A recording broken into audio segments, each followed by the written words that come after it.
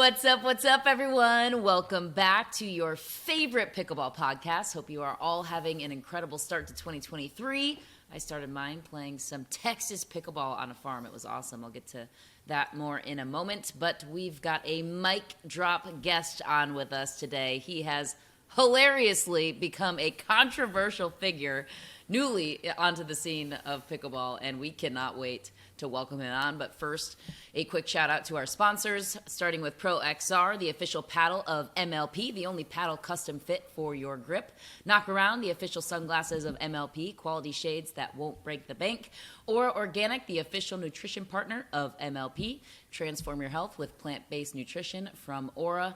And Franklin, the official ball of Major League Pickleball. The Franklin X40 delivers the best in-game flight out of any ball on the market. Now for the intros. As you know, I'm one of your hosts, Mish McMahon, former Michigan volleyballer, current sports broadcaster, wannabe pickleball star. Maybe I'll jump on the villain bandwagon here. And also the infamous four-time Survivor contestant, his season 1 Survivor show on Netflix right now. Oh, no. Speaking of joining the hate bandwagon, check out Tyson Apostle. You're not going to like it, and it's going to be great. Or you're going to love it. You can either hate it or love it. Well, we appreciate it because maybe it gives us some more clicks on this podcast. So thanks, Tyson. Always You're contributing welcome. Strongly every week. And, of course, former pro and Olympic volleyballer, future pro pickleballer. He is the father of 5, Casey Patterson. He's got a good mullet with the rest of them. And, drum roll, please, for this week's guest. He is pissing off the established pickleball pros already, and we freaking love it. We are here for every piece of content that he has to deliver. Anyone that doubts his talents is about to hear about it in a couple of weeks. However, pickleball haters, this dude reached number 11 in the world with his singles ranking in his professional tennis career. He's won 10 ATP singles titles, and he still holds the record for consecutive service aces with 10. He's also hilarious on social media now with his groundbreaking pickleball content. He's chirping all the haters. We love it. Sam Querrey joining us now, who was drafted to the DC pickleball team, number 1 overall in the Challenger League. This guy has not even played a single pickleball tournament, and he's stealing the show. Sam, welcome. I don't know if you know this. Tyson and I, we were pumping your tires last week on the show. We are all in on you. I saw. I appreciate it. Sam, you emailed me real quick a little bit more intro that I didn't get that just said, the greatest thing to ever happen to pickleball. I forgot to forward that along to Michelle. Yeah, you could go ahead and share that email. If you have the proof of that email, you can share it with the pickleball world. Okay. Well, How you doing, Sam? Oh, gosh. Yeah. I'm good, thank you. We have to start. Just sitting in the rain in California. Yeah, that's kind of, yeah. But is that a bummer or is that okay? It's a bummer. I've literally practiced 2 times in the last 10 days. It's fine. You're still going to win.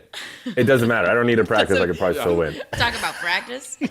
Cute Allen Iverson. Well, we have to start there with being the newest villain onto the scene of pickleball, starting with the incredible content of the world's tiniest violin, most recently posted on your Instagram. If you haven't seen it, you have to go check it out. How much fun are you having being the villain of this sport, given your prolific pro tennis background?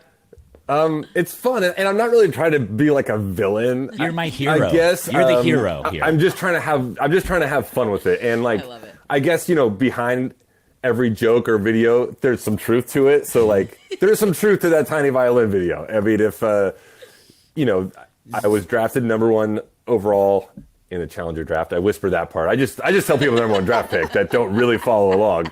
Well, that's the same as a 3-5 player sharing a gold medal on social media. They're Yes, I won the pickleball tournament. I'm what that guy. category? My next door neighbor saying I was the number 1 overall draft pick in all of pickleball. Yeah. And just let them believe it. Exactly. Yeah, and there's a lot of pickleball players, the pro players that feel like, hey, because I got drafted, they didn't get drafted, as if they were next in line. Who specifically? Oh gosh, I don't know. Or they didn't get drafted high enough. Who? Who I specifically? don't know yet. I don't even know. Wes is the only guy I know. I don't know. I'm gonna get.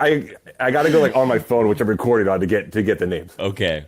So did you get messages from people? I could show you the DM. Oh yeah. And what were they saying? And just hearsay, They're in your DMs. You know, this guy's jumping into the sport. He's never played. How about the people that have put in all the time? Like, can't believe this guy, you know, went number one having never played. A few of the guys, I'm trying to think, who the heck?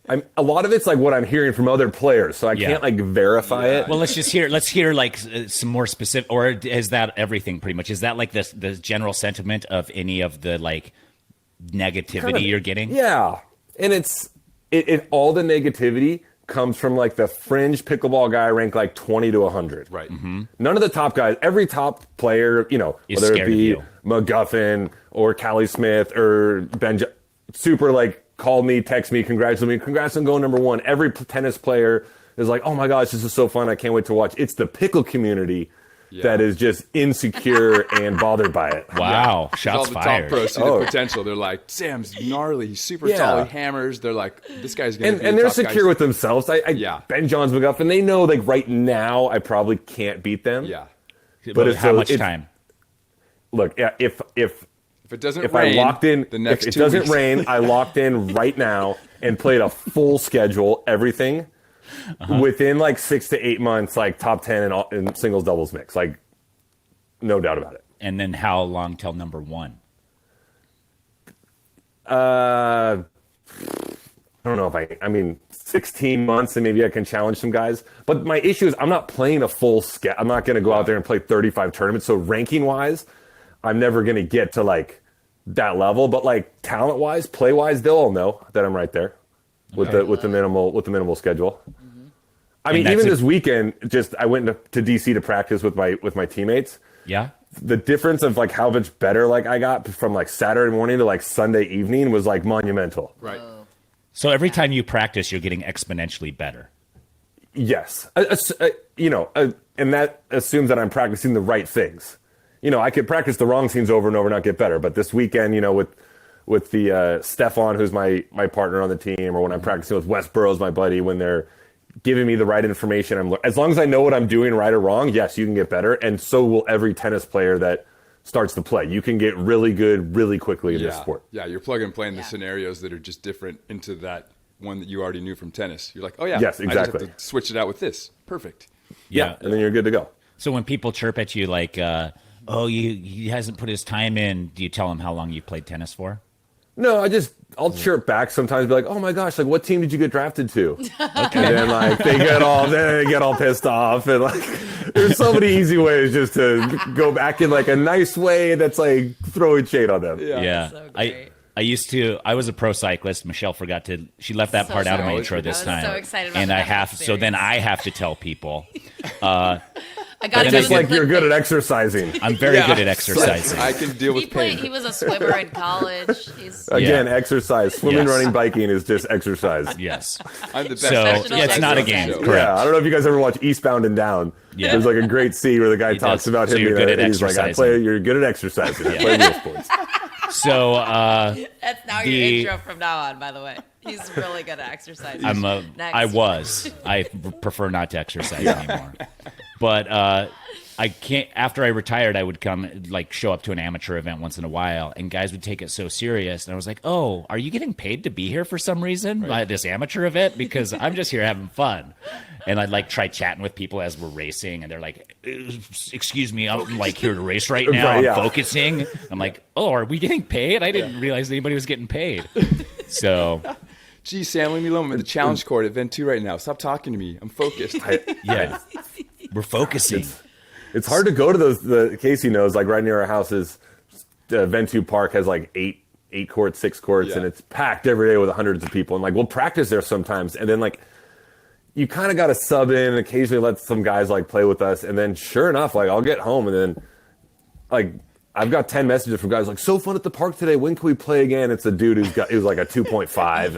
And like, Who posted a clip of him like hitting a trickle serve that like, or like a block that hit the net and trickled over? Yeah, scored against Sam today. You're like, cool. That's awesome. Oh, wow. Exactly. I was actually going to ask if Sam wanted to play with me when he comes to Mesa, but now Don't do that. well, I don't. Maybe I've never seen you play. I'm maybe not you're good. I'm okay. It's really fun can to hit play the with. Yeah, ball. I don't want to play with you. Yeah, it's just he's really. I'm fun a good to play with. talker. Yeah. I will talk. I will talk more you will than be you. entertained. Yeah. All right, maybe we'll see. No, that's too late. there's Canceled. cameras. Okay. All right. Canceled. And maybe perhaps inspired by his fashion sense. He's pickleball's fashionista. definitely. I also forgot to include that in the. That's know true. that. But I want to talk about what inspired you to segue from pro tennis to pro pickleball. Take me through that part of your life. It kind of like fell into place. So I've been playing on and off pickleball for like 5-6 years. And this summer I went to watch the MLP event in Newport Beach, or last summer, 2022, to watch my friend Wes play. And I was walking around there, and everyone who plays pickleball or is a fan of pickleball once either played tennis or was a fan of tennis. Essentially, it's like the same group of people. So I'm walking around the grounds, and everyone's kind of asking me, "Are you playing? Or are you going to play? What's your deal?" And so then in my head, I was like, "Wow!" Like I knew I was going to retire from tennis at that time at the U.S. Open, and I didn't know what I wanted to do after. Wanted to do something, I just didn't know. And so then it kind of clicked. I was like, "I'm going to go play some pickleball." Like I feel like there's a lot of people here. They're very interested in what I'm doing. I already have like a decent background in pickleball. I can compete with a lot of these players. Like, let's try to like put the wheels in motion. So then it kind of started with that, and it was like, all right, let's talk to people at the MLP. And then I got sponsored by Fila, and now a paddle company that'll come. It's going to be announced tomorrow. And so then all these things kind of just started to fall in place, and I started practicing a bunch, and now here I am, That's so cool. wreaking havoc in the sport, having never played a match. Yeah. Project Zero. I like I said earlier, I might have said this off. Like, I kind of want to see how long I can go and never play a match and like disrupt the game. Yeah. But you're going to have to, in Major League Pickleball at these events, you're going to then have some rating pop up, right? Yeah. Yeah, I think And I'm playing my first event next weekend in Palm Springs, the PPA Masters. Yeah. Singles and doubles and mixed, and then 2 weeks later the MLP event in Mesa. So yeah, there is going to be a rating at some point, but I don't care what the rating is. Like, give me a one duper. Like, what do I care? I just like A rating is only It's a almost number. better. Zero expectation, right? It's just Yeah. worse for everyone else. Well, I Yes. think, can you sign up for the tournaments under, like, I think pickleball is maybe new enough where you can use a fake name? Like, I don't know. I'm signing up for the tournaments and I'm getting into them. okay, So there we go. There's exceptions made for everyone in life, and I'm going to be in every pickleball tournament I want to play this year. Okay, I guarantee you that. so now, but there's going to be a number attached to your name here soon on Duper. Whether or not you claim that Duper account Right. is up to you. I could maybe I should get on and claim it real quick. But yeah, and Casey was going the opposite route. Every single match he plays, he puts on Duper, thinking that was going to get him drafted. Yeah, that didn't work. It didn't work. Yeah. Like, oh, Oh, like practice matches. yeah. Yeah, but they all go on I Duper. Practice everything. I intentionally didn't update. I downloaded the Duper thing, but like I'm intentionally not putting any of these top practice secret. matches on it. I want to go into these tournaments and have people just be like, I have no idea what this guy's bringing. There's nothing Like- worse than a guy with no ranking and then not really knowing how they play, and you're just scared the whole time. You're like, this guy, what do you mean? Exactly. What do I do? I don't know. He doesn't have a Like, did this there's guy no just video. start playing like last week? Has he been playing for a while? I have no idea. Yeah. Hopefully they don't listen to this and hear that you played a little bit for the last 5 years. But I'm going like every other month Uh-huh. Yeah. Okay. with hacks like Doug Ellen and guys like that. Yeah. Doug's going to love that. So you retire from tennis. You already knew you were getting into pickleball at that point, or the Newport was kind of like what really inspired you?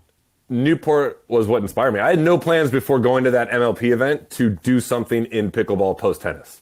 Okay. I didn't know what I was going to do. I was starting to kind of look at some, open some doors, see what things interest me. And it wasn't literally until that moment walking around the MLP was like, I can do something and like monetize this and, make an influence or an impact in this sport. So do you feel any amount of pressure? You're really like the first legit tennis player coming straight off of a very successful tennis career straight into pickleball. We haven't seen that yet. Is there any amount of pressure, like I'm the representative of legit professional tennis, to come into pickleball, or are you just having fun? There's a little bit, yeah. When I talk to the other tennis players, they kind of like, don't mess this up for us. Like, Yeah, don't go in there and suck. And then we've got no opportunity. Like, go in there, like, win matches, like, rise up the rankings, like make a splash in the sport, so like we can come over and do the same thing, whether that be in 1 year, 2 years, 3 years. So yeah, maybe there's a little bit of pressure, but like I don't feel that much pressure. I mean, you know, at the end of the day, I'm practicing hard. I'm trying to get better. I'm gonna try to like help my team win the MLP matches. Gonna try to make runs in the other tournaments, and I'm gonna get better really quickly. And so are other tennis players when they come over to play. I mean, pickleball essentially is a sport filled with failed tennis players. And so now when I come over and others, like I feel like we just got a little leg up. And like I said, you can get better really quickly in this game. Yeah.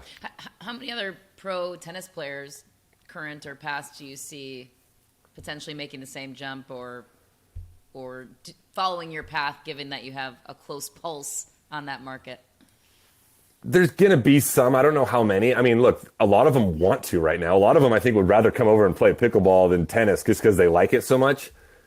You just, look, if you're top 100 in the world in tennis right now, keep playing tennis. You're playing Wimbledon, the Australian Open.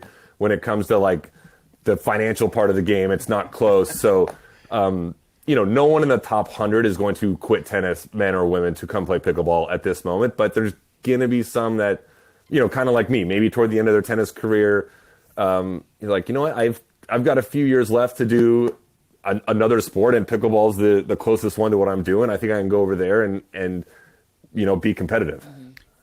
Do you have a sense yet, with how much pickleball you've played, as to where these tennis players are going to, if they choose to transition, are these tennis players going to dominate pickleball and push the top talent down a level? Or is the talent, comparing the athletic prowess of these top pickleball players to the top tennis players, what's going to be the future here?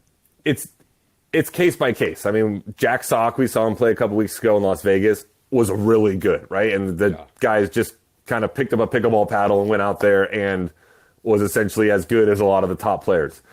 You know, I don't think if you know, who's Carlos Alcaraz, I think is number one in the world right now, or Medvedev in tennis, or even Djokovic. I don't think they're going to come over right away and like just dominate it. But I kind of, like I said earlier, I think a lot of the tennis players, like on the men's side, if they come over and if they focus for 12 months and did everything right, had all the right coaching, played all the tournaments, full schedule, I do think right now they'd be into the top 10. Not saying they'd be number 1 or 2 or 3, but they're going to be right there challenging the guys. And on the women's side, I feel like it would be even quicker.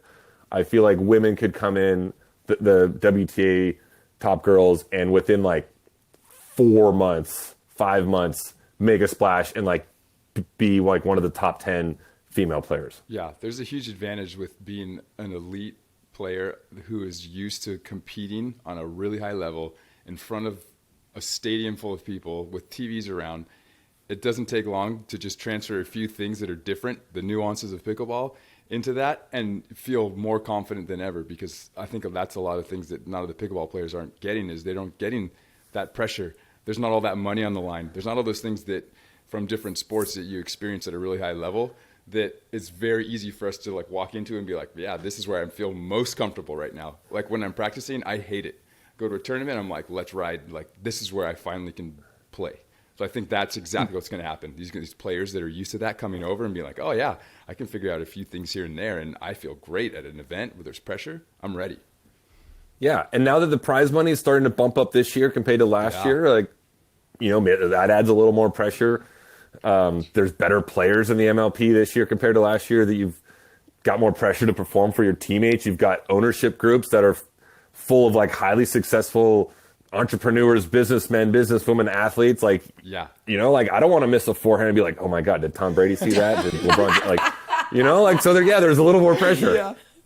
You think Tom Brady's watching you right now? No, I think he's prepping for the Cowboys, but I think some of those big name owners will tune in for sure. We'll tune in. We'll pay attention. If there's one of the MLP events is in or around where they live, like I bet they're gonna you know, stop in and watch it. Yeah, I mean, we saw Kim Clijsters at the draft. We've seen Drew Brees at MLP events. So yeah, they're definitely showing up.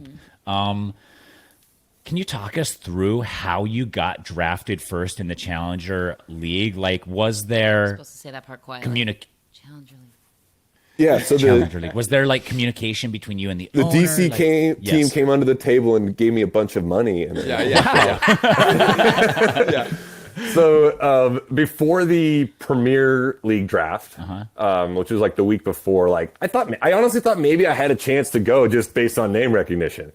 So I wrote down an email. I wrote an email out to all 24 owners explaining why I deserved to be in the Premier Draft and League, and why I thought I'd be a good fit. And I attached highlight videos of myself playing pickleball as well. I love it. Are those anywhere? Can we see those highlights? There's nothing great. I mean, it's just like, honestly, some of the highlights were like me playing Doug Ellen from like 6 years ago. Oh, maybe that's why you didn't get in the Premier League. Come on. So I sent that email and like kind of joking, kind of true, but like a few owners reached out. It intrigued them enough to like reach out and be like, hey, like I got your email. Like I'm kind of interested here. And so anyway, I ended up not getting drafted in the Premier Draft. And then when I was in Las Vegas a couple weeks ago at the Bubbly Team Championships, I was playing, it must have been Friday morning, played my one of the matches, I don't even know against who, and I was walking back to the lounge to get like a drink of water, and Al Tylis, the owner of the DC Pickleball team, came up to me, introduced himself, was like, hey, I'm Al, we've got the #1 pick in the Challenger draft next week, like, I got your email, I've got my eye on you, I love the story, it's very interesting, like, we're thinking about taking you #1, does that interest you? Hey, when you're the #1 draft pick, whether it's in the Premier or the Challenger draft, you're put on kind of on a text thread with the owner and the GM. So he was kind of asking me, hey, if you get you one, do you know the other players, men and women, that we can help you draft? And I was like, I know a couple, but in all honesty, I'm not going to be a huge help with that part of things. Wes said he would help me. Yeah. Exactly. And so we just kind of kept in touch. And over the next like 3 days talking, he was with Al and then the GM Dan Howard the day before, they kind of let me know like, hey, we're getting you one, like let's go. And so I actually knew, I mean, they could have changed their minds, they could have told me that and then not picked me, but I knew maybe like the day before that I was gonna go one. And talking with friends, even people at the MLP, they're texting me like, you think you're gonna get drafted? I was like, I think I'm gonna go one. I love it. Like, So good. like I was like, just watch the draft tomorrow. Like I bet I'm going one. They're like, okay, we'll see. Yeah. Like, hopefully you get drafted. And then sure enough, when I got drafted one, like 8 text messages like, oh my God, holy shit. Like, when I told you, I just had a hunch. So that gave you time to do the little tiny violin video to have it prepared. Well, yes, exactly. Find it and then do the video, right? Yeah. I'll credit my wife was the one, the mastermind behind that, putting that together. So your wife is the villain. My wife is the villain behind I'm just the face. Yeah. She's the one making the puppet dance. It's about the same story over here. I blame all of my villainous doings on my wife. Yes. Okay, so you get drafted 1. Yep. Now you get to rub it in people's faces. But now, more pressure to really perform at this point? Or because now you got to kind of, put your... Yeah, a little... Look, I don't want to suck. And I'm getting better by the minute out here. And over the weekend, I went to D.C. to practice with my team. And in that 48-hour time span, like, I got a lot better. Learning how to play... I haven't played a ton of mixed doubles, so kind of learning to basically be an alpha and dominate the court in the mixed doubles. It seems like, hey, like you tell your girl, you get this sliver of the court, like here, I'll get everything else. Accurate. That's funny. And then Stefan, I don't know how to pronounce his last name. Like it's French. Just like the steel of the Challenger draft. This guy is so good.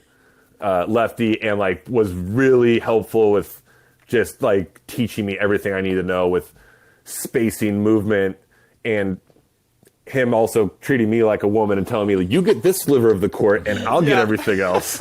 We're playing the doves, and that's going to be our best key for success. But I just felt like when I left, don't touch the ball when I can touch it, basically. But when when I left Sunday afternoon, like I started to gel with him, with Monica and Shelby, the girls on our team. Like I started to feel good and feel like I like truly belong like at like a pretty high level in the sport. And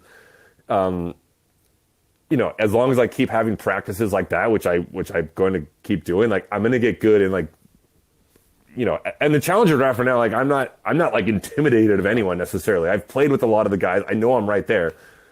You know, in the Premier League, look, there's a few guys that are just like at another level, but I'm just going to keep chipping away and hopefully get better and better as every day goes along. That's really interesting that you say that, because you're getting a vantage point at such a high level, entering like the nuances of the sport. What would you identify as some of those like key aspects of the game that they've been telling you that have made you progress at the rate that you have? You know, a lot of it, like when you're playing doubles, is like spacing. I kind of forget, like when I'm playing with Stefan last week, like he's a lefty. So when I hold my right arm out and he holds his left arm out, there's like 7 feet of space in between us. And for whatever reason, I want to keep going back toward the middle. And he's like, no, get over there. Like realize we have like the middle covered because there's so much space here. You know, it's things like when you're trying to Ernie, like try to always look for the forehand and not the backhand side. When you're dinking, you know, if you feel like you're not winning the cross court dinks, like change the pattern up with the middle or line and try to get it going the other way. You know, be specific on when you're going to drive a third ball, like no, like that one's there to drive. If it's a little lower, like you got to dink that one. And just it's these little tiny specific things that you need to like master to get to the top of the game. Yeah, I think that's accurate. And we have seen highlights of you, specifically the DC Pickleball team, shared highlights of you hitting the most insane ATP at the event in Las Vegas. How much of that was skill and how much of that was luck? Because that was like literally millimeters from the post, and it came at such a steep angle. You see how calm and collected it was. I've got Like, terabytes of footage of him doing that while we're training. It's insane. It wasn't like I was aiming 1 millimeter from the pole. I just went over there, collected my thoughts, hit a clean ball, and it was what were the thoughts that you collected? I was just thinking, hey, like, who we play? We were playing Ben Johns and Matt Wright. You got to elevate your level a little bit when you're playing those guys. And it was like, look, if you're going to go around the net post here, like, make it clean. Like, it's kind of an all or nothing shot a lot of times. Yeah, it was clean. That's so great. It was, we had a lot of highlights in that match. Jack had a ton. We should have won that first set. I was like, couldn't sleep that night after losing that. I missed a serve up 10-8. Oh man. I got a little nervous, honestly. Yeah. You're known for your serves too. Pickleball serve such number a 11. It was serve 11. He had 10 in a row, and that was the 11th. Yeah. Oh, that's you all get over that hump eventually. The 11th serve. Yeah. Oh man. So your game in tennis, I mean, you're known for your serve. How do you in pickleball? Like you said, the serve is the neutralizer. How do you make up for that, or is there way? I mean, you're still 6'6", even though you have to serve underhand. Are you still getting a really powerful serve? Have you figured out how to match serves with some of the best guys there? I think so. I mean, depth is the key. If you just got to get it deep and like you're golden, and I hit the ball or make contact below my hip, and just essentially swing as hard as I can, and it's I think I should have maybe just because I'm tall, so my hip's higher than other people's hips, but I can maybe get a little advantage if I start to master it, but nothing like tennis. And you wear your shorts high just to kind of get your waist. I'm gonna figure out everything, and I don't know what the rule. I mean, I know last year if you hit an illegal serve, you just got to redo the serve. So I'm just gonna walk the line. If that's still the rule next year, I'm just gonna push the level and just keep moving up, and it's like hip, then it's chest, then it's shoulder, and like see where they call it.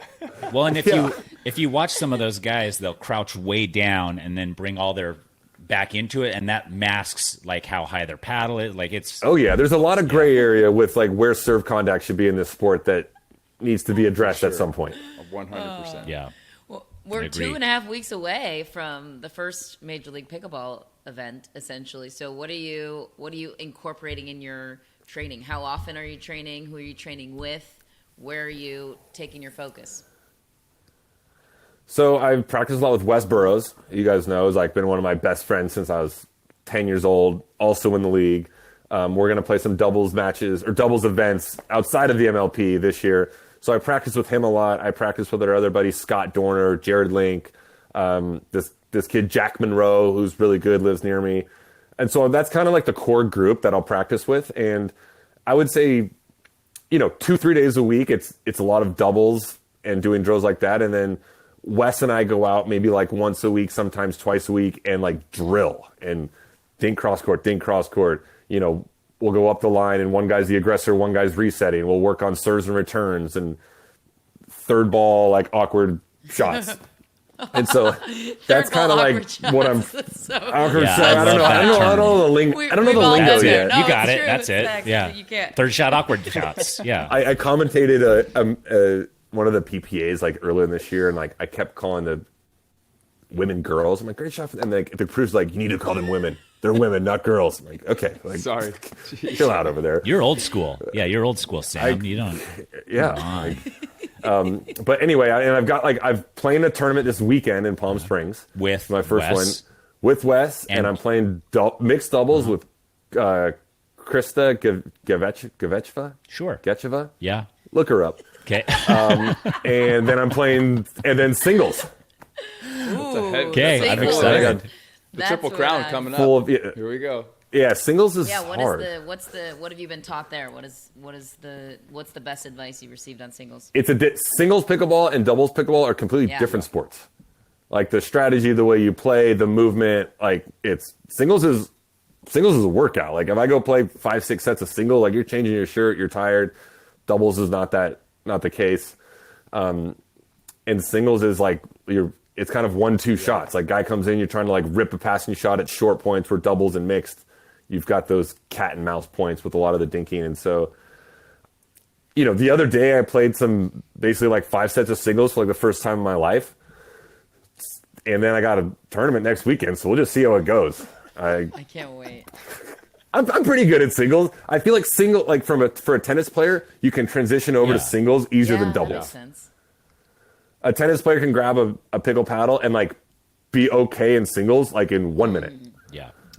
Not at the level of all these top guys, but I know what I should do, and so hopefully that's enough to win some matches It's kind next of week. another technical question, but like with the tennis transition, volleys seem to be a really unique change-up point of like you're hitting it differently than you do in tennis. How are you approaching that area of the game specifically? Yeah, so that's a huge difference, especially like on the backhand side. Like I don't have a paddle here, but usually you kind of underhand a backhand volley in tennis. In pickleball, you like turn your grip over and it's like a top spin, like pop, and you spin it upwards, and you want to try to put almost top spin on your volleys in pickleball, where in tennis, like that would be a crazy term. And so that's when it comes to the volleys. Yes, it's like completely different the way you hold the racket, the way you go about the volley. And so that's probably honestly like the biggest difference between like pickleball and tennis. Is that something that in your mind when you first are making that transition into pickleball that you have to think about? Or is that just like because of the ball and the nature of the game, it just naturally makes sense? No, you got to think about it. And I'm still like, I commit to like turning the hand over and trying to fling the backhand. I still will miss it sometimes now, and it feels awkward, but I know I need to keep doing that if I want to like compete with these guys at the highest level. So I'm willing to go through like the pain of like miss, but like I know this is the right thing to do, and it's gonna click the more you do it, and you have to do it if you want to beat these good players. Yeah. No one's beating anyone with a slice with an underhand. Here, let me chip help you with backhand another volley. top spin drive. Let me just give you some. Yeah, exactly. It's not working. What do you think the biggest misconception is that tennis people have about pickleball?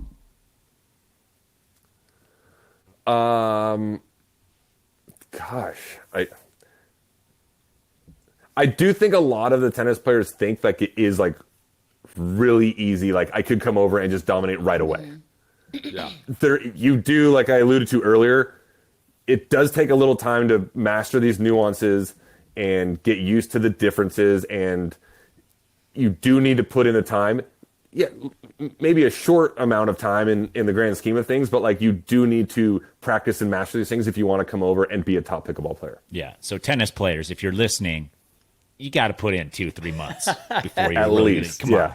2-3 months. Easy sport, hard yeah, work, right. And then you can be number one then. And don't get a duper ranking because you get drafted number 1, Project Zero. Exactly. It's the worst thing you do is get a duper. Just go in and you're already going to be like making the players nervous just with no ranking. That's so good. I really like that. Me too. Your full calendar for the year, are you sticking with West Burroughs at most of the tournaments, the non-MLP stuff? At all of them, assuming he Doesn't drop you? doesn't drop me. Or quite frankly, if That's what I'm saying. if like Riley Newman or Ben Johns calls me, Wes Sorry, is gone Wes, in I 1 love second. Really? Like, Yeah. yeah. I have Riley's number. No, I got Riley's number. He was Okay. my teammate, and like I'm waiting for the call, and it just hasn't come yet from him. Wow. Well, he's busy. I saw he was at a resort golfing and then Dunking, playing. Yeah, he's he's dunking, living playing it up. basketball, draining threes right now. Yeah.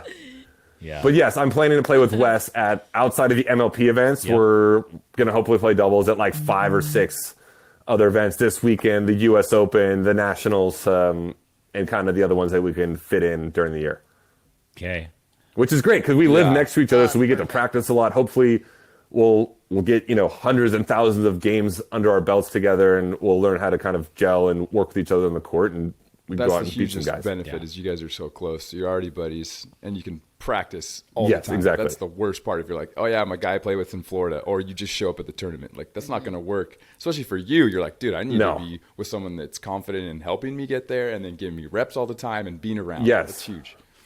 Yeah, he's also like he's the one kind of helping Yeah. me the most on the court and teaching me as we're doing things, and especially if we're only going to play 5 events, like we need to be like sort of Yeah. like locked in and ready to go for those You're peaking those 5 at events. The first event, you got like, we got to be ready now. We can't be like really really crappy in 4 and then all right, it's kind of started to feel good in that 5th one, but then like the year's over. Is there something that you will bring to the sport of pickleball, like maybe from a professional standpoint, that is lacking that you will now set the precedent for? Like, I know pickleball is budding, tennis is lots of history and tradition and has been around for a long time. Do you feel like when you came in, is there like something lacking that you're like, this needs to change in pickleball right now, this way, and this will make everything better? No, it's gonna keep getting better. Like I'm coming in, and I think if I was 25 years old and I had like quit tennis and I was 20 in the world in tennis and came over, like it might be a little different, and you'd be like, all right, I am like for the next 10 years, like I'm gonna lock in and like do everything. I retired from tennis. I had a great career. I'm coming over to pickleball now. Like I'm gonna play for the foreseeable future here and do everything I can to be the best I can. But the sport has grown like so quickly here in the last like year or two that they're still trying to figure out how it's getting better. And you're starting to see like some players now travel with some like physiotherapists or fitness coaches. And so, I don't think I'm necessarily changing anything, but I think a lot of these other top players are starting to like set the bar higher in terms of like training, who they travel with, setting proper schedules, like looking to like where they want to peak. And so, it's not me. Like I said, it's the other top pickleball players that are going to make that difference. Yeah, I'd say the before majority I of them don't even or haven't ever had like a team or had a structure on how to really train for something like that, because there's never been none of them have a a coach. Yeah. Like essentially, like coaches will start to like you'll see coaches travel with more players now, and it'll just elevate the game. It'll just get better and better. Does Casey have a shot at traveling with a top pro as a warm-up partner? As a warm-up partner. Yeah. Yeah. I mean, you've got to have a look at that. Like, especially in like, maybe one of these challenger teams could pick you up. Just like the hybrid Just go volunteer let coach. you- Like, hey guys, I'm here. Yeah. Exactly. Maybe Anybody want to hit? Pick some Hit balls up some for overheads everyone at on you. the side. Okay, perfect. You do have, honestly, I tell people this, like when the ball's up as an overhead, you hit it harder than any pickle player in the planet. Yes, that's all I need. You just, if the ball's up to Casey, turn your back and just walk away. But if the ball gets deformed, like gets punched in, isn't that a replay? Oh, that's right. And Oh, I don't know. I'm still actually learning the rules. I think it is. I think if an overhead smash damages the ball, no way. yeah, if they indent the ball, it doesn't take the proper What? bounce. They should get a Wasn't the point there- and a plaque. Wasn't there something we like did that, it. Casey, like a you year and I or two were ago? playing, and I hit an overhead. You did it there, but I think that like in real play, that might be something It might. like they So in investigated tennis, the ball. and were if you like, hit oh. a winner and the ball pops, it's a replay of point. Correct. That's what I'm saying. I think it's a replay of point in pickleball too. I could be wrong. And somebody on the forum is going to be like, Tyson's an idiot. He doesn't know anything. And that's true. Like, I'm not arguing that at all. To be fair, the pickleball rules and like format change like almost every other week. Right. Thank you for having my back, Sam. Seriously. So Yeah. that might be like a replay a point this week, but then next week they're like, hey, that's fine. And then the next week they might be like, hey, you do that, like you're defaulted. Yeah. And so Thank you, Sam. Us Fila guys got to have we each got to other's stick back. together. You know? I know. Yeah. Before we leave, predictions for your upcoming tournament this weekend and then the first round of MLP. How are you faring? All right, upcoming tournament this weekend. The singles, I mean, so much depends on the draw. Like, I want no part of like Ben Johns or McGuffin or like some of these guys like in round one. Okay. But I do think I can win some matches. I don't even know what my expectations are because I've never played a match before. Okay. I don't know what to go in with. As far as the doubles goes, like Wes and I have played a lot of doubles together, so I know we're going to be competitive, and if things are gelling, like we're gonna beat a lot of good teams. Medal? And same with the mixed doubles. I have no idea. I'm just looking to get like some pro matches under my belt. So it's outside the bubbly event in Vegas, which was like kind of some pro matches, kind of exo style. I haven't played much, but I got a lot of confidence from the Vegas event. Like just playing with Jack Sock, like we played Ben Johns and Matt Wright, and I know Matt claimed that they were going at 75%, but that's like a load of bullshit. And we got them. We lost 12. 10, 11, 5, and they were going all out. So, like, we were kind of worried going in that, like, are we going to lose, like, 11-1, 11-0? And then, no, like, we were, like, right there with them. And then for the MLP event, I didn't know what to expect. I didn't have expectations. But after training with my team in DC this weekend, like, I feel good. Like, our team is really good. Stefan on our team, like I said, he is so good. Like he's got to be the steal of the draft and the challenger. This guy is premier level talent. And so, we've got a really good team, and I think we can win any one of the MLP events that these first three that we play in. I have one more follow-up question before we go. You promised that you had some spicy content coming out the day that this podcast airs. So could you give us a taste of what, or maybe a plug? Whatever you want. I don't want to steal your thunder. Just check my Instagram tomorrow. Just check the Instagram tomorrow, Tuesday, and there's going to be any hints of the inspiration. And then the following week, there's going to be an even better one. And is your Instagram handle Sweet Angel XXX? What is your? I think it's just my name. But is your wife the mastermind behind this one too? Right, it's just for sure. She is. Love it. This is great. Yeah. She's the evil genius. You better be paying her nicely on this social media marketing ploy. I know she should. He's already more advanced than most pickleball players. He's got his, social media advisor already locked and loaded. That travels with him probably sometimes. Man, yeah, it's so fun. Like some people too. They're asking me like, "Oh man, like, are you like, is it kind of annoying to be the number one draft pick sometimes because of the pressure?" I'm like, no, it gives me just so much fuel to just like throw in the fire of what's going on right now. So true. And also motivation to prove the haters wrong, right? Right, exactly. And hey, if the haters are right, you're like, I'm just going to be check ready my for ranking. We're still drafted number one. Yeah. Yeah, exactly. It just comes back to, hey, what team are you on? Everyone else is ranked higher than me. Who cares? It doesn't matter.